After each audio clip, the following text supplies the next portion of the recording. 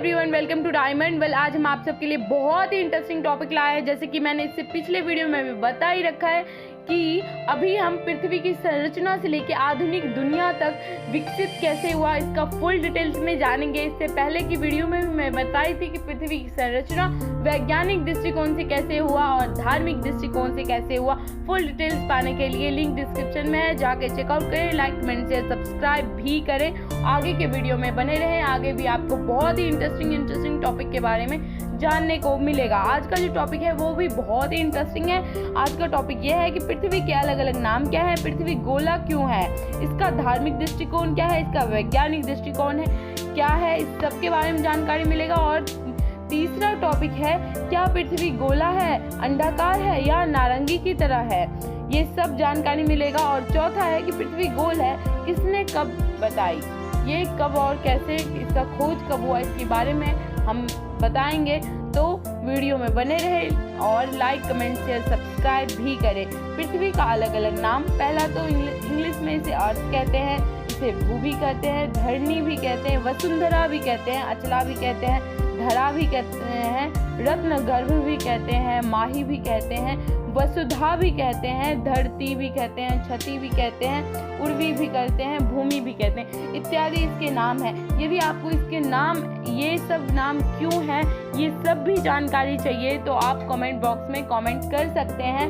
हम और भी डिटेल्स में आप सबके लिए वीडियो लाएंगे। बहुत ही अच्छे कमेंट्स और ज़्यादा कमेंट्स नहीं आ रहे हैं, फिर इसके लिए मैं बहुत ज़्यादा डिटेल्स में नहीं जा रही हूँ। यदि आप लोगों को ऐसे ज़्यादा डिटेल में चाहिए कि भूमि को अर्थ क्यों कहा जाता है, भू क्यों कहा जाता है, धरणी क्यों कहा जाता है, वसुंधरा क्यों कहा जाता है, रत्न गर्भ क्यों कहा जाता है, इस सब के वीडियो भी चाहिए तो आप मुझे कमेंट कर सकते हैं। चलते हैं दूसरे टॉपिक पे कि पृथ्वी को गोल क्यों है, इसका धार्मिक दृष्टिकोण क्यों है। हम आपको बता दें, जैसे कि मैंने पृथ्वी के अलग अलग नाम में एक नाम बताया था, रत्न गर्भ। कोई भी यदि एक औरत माँ बनती है तो उनका जो पहला गर्भ, शुरुआती गर्भ होता है वो कुछ गोल प्रकार का होता है, कुछ अंडाकार प्रकार होता है, उसका आकार कुछ अंडाकार टाइप का होता है। और वैसे भी जब ब्रह्मा जी ने पृथ्वी का संरचना किया तो एक पिंड की तरह या गोले आकार में किया। इसके लिए धार्मिक दृष्टिकोण से पृथ्वी गोल है। सिर्फ वही ही नहीं, जब हम कोई मूर्ति ही बनाते हैं तो पहले हम गीले मिट्टी को गोला आकार में डालते हैं, फिर उसके बाद ही हम कोई दूसरा आकार उसके लिए चूज करते हैं। इसके लिए जब शुरुआत होती है किसी भी चीज़ की बनाने के लिए तो वो गोला आकार में होता है। वैसे ही भगवान ब्रह्मा जी ने इन्हें गोला आकार में बनाया और यही है इसका धार्मिक दृष्टिकोण। और चलते हैं वैज्ञानिक दृष्टिकोण। जैसे हमने धार्मिक दृष्टिकोण जाना, उससे बिल्कुल अलग है वैज्ञानिक दृष्टिकोण। वैज्ञानिक दृष्टिकोण में बहुत ही लॉजिक आप लोगों को समझ में आया होगा। जैसे कि मैंने धार्मिक दृष्टिकोण के बारे में बताया, लेकिन हम आपको एक बहुत ही डिटेल में एक बात कहना चाहेंगे कि धार्मिक या भगवान के बारे में कोई कहना, कोई भी कहे, चाहे मैं ही ना, कोई भी कहे, तो वो एक मतलब सोच ही सकता है, उसके बारे में अंदाजा ही लगा सकता है, एकदम कंफर्म नहीं हो सकता है। इसके लिए यदि बाय मिस्टेक मैंने कुछ गलत कहा है तो आप लोग उसे इग्नोर करिएगा। लेकिन चलते हैं वैज्ञानिक दृष्टिकोण के बारे में, जहाँ एकदम लॉजिकल बारे में जाने कि क्यों है पृथ्वी गोल। हम आपको बता दें कि पृथ्वी या कोई भी चीज़ लंबी चौड़ी, गोल, लाल, पीले, हरे, कोई भी कलर या रंग का, आकार या रंग का क्यों ना हो, उसका कुछ ना कुछ तो रीज़न होता ही है। ऐसे ही पृथ्वी गोल या अंडाकार है, इसका भी कुछ कारण है। जैसे कि मतलब पृथ्वी पर जो आकर्षण बल पड़ता है, इसके कारण कुछ पृथ्वी गोलाकार या अंडाकार या नारंगी के रूप में दिखता है। जैसे कि आप सबको पता ही होगा कि पृथ्वी सूर्य का चक्कर लगाते रहता है, जबकि मतलब सूर्य का जो केंद्रीय आकर्षण बल है वो पृथ्वी को अपनी ओर खींचती रहती है। हमारे जो मतलब पृथ्वी है उसको मतलब वजन के हिसाब से दो भाग में बांटा गया है। पहला तो वजनदार और मजबूत तत्व, जिसमें निकलती है लोहा, सोना, कार्बन इत्यादि, और दूसरा है हल्के व लचीले तत्व, जिसमें सबसे ज़्यादा लचीला मिट्टी ही होता है।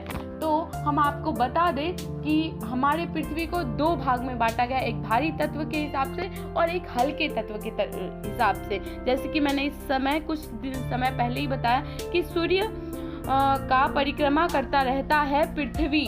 तो सूर्य का केंद्रीय बल जो पृथ्वी को अपने ओर खींचता है, तो पृथ्वी का जो भारी तत्व वाला भाग होता है वो हमेशा सूर्य के ओर ही रहता है और वहाँ पे कुछ ज़्यादा ही उगा हुआ रहता है। जैसे कि आपने कभी ट्राई किया होगा, यदि आप कोई भारी सामान हवा में उड़ा के देखें, उसे नीचे आने में कम समय लगता है, लेकिन यदि आप कोई हल्के सामान को हवा में उछाले तो ज़्यादा समय लेता है नीचे आने में। इसके लिए भारी तत्वों को सूर्य अपनी ओर आकर्षित करता है, जबकि वो कुछ अंडाकार के रूप में दिखने लगता है। यही कारण है कि वैज्ञानिक दृष्टिकोण से पृथ्वी को गोल या अंडाकार माना जाता है। मैं आपको बता दूं कि पृथ्वी गोल नहीं बल्कि अंडाकार है। वैसे तो इसका फुल डिटेल्स अगली टॉपिक में चलते हैं।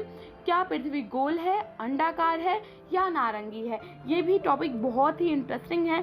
बहुत ही लोग गोल कहते हैं, अंडाकार कहते हैं, नारंगी। इसका लॉजिक क्या है समझ में नहीं आता है। जैसे कि मैंने थोड़ा टाइम पहले ही बताया कि पृथ्वी सूर्य का परिक्रमा करती रहती है, तो भारी वाला तत्व को सूर्य अपनी ओर खींचा रहता है, इसके लिए अंडाकार कुछ दिखने में लगता है। लेकिन कभी कभी आकर्षण बल कम या ज़्यादा होने के कारण उसका शेप में परिवर्तन आता रहता है, कभी नारंगी दिखता है तो कभी गोला। लेकिन आप गोला तो ना ही माने, जैसे कि आपको पता ही होगा कि ब्रह्मांड में रहने वाले लगभग सभी ग्रह गोले या अंडाकार या नारंगी ही दिखती है। और चौथा टॉपिक ये है कि पृथ्वी गोला है, ये किसने और कब बताया था? पृथ्वी गोला है ये अरस्तु और एरोटोस्थानीज ने बताया था, और इनके बारे में बहुत डिटेल में हम नहीं जानेंगे क्योंकि ऑलरेडी जो वीडियो है बहुत ही लंबी चली गई है। तो thank you for watching my video. Like, comment, share, subscribe भी करें।